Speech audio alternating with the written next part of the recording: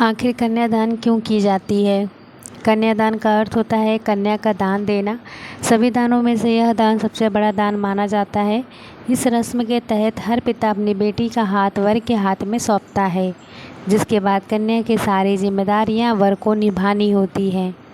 कन्यादान एक ऐसी रस्म है जो कि पिता और बेटी के भावनात्मक रिश्ते को दर्शाती है। विवाह में वर को भगवान विष्णु और वधू को माँ लक्ष्मी का दर्जा दिया गया है।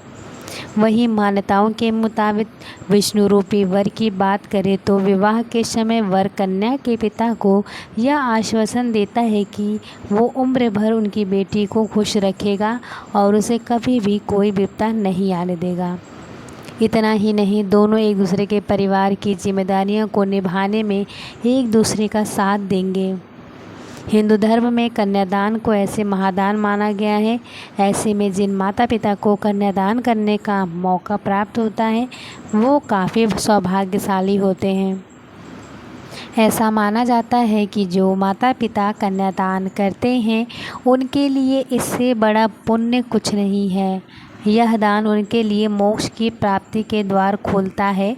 पौराणिक कथा की माने तो दक्ष प्रजापति ने अपनी कन्याओं का विवाह करने के बाद कन्यादान किया था।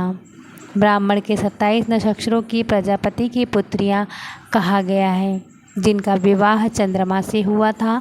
इन्होंने ही सबसे पहले अपनी कन्याओं को चंद्रमा को सौंपा था ताकि सृष्टि का संचालन आगे बढ़े और संस्कृति का विकास हो। हिंदू धर्म ग्रंथों के मुताबिक कन्यादान को महादान की श्रेणी में रखा गया है, क्योंकि इसे बड़ा दान कोई नहीं हो सकता। शास्त्रों में कहा गया है कि जब पूरे विधि विधान के साथ कन्या के माता पिता कन्यादान करते हैं तो इससे उनके परिवार को भी सौभाग्य की प्राप्ति होती है। यही नहीं, इनका रिवाज उत्तर भारत के कई राज्यों में है।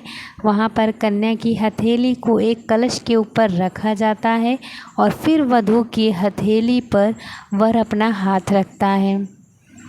इसके बाद उस पर पुष्प, गंगाजल और पान के पत्ते रखकर मंत्र पढ़े जाते हैं।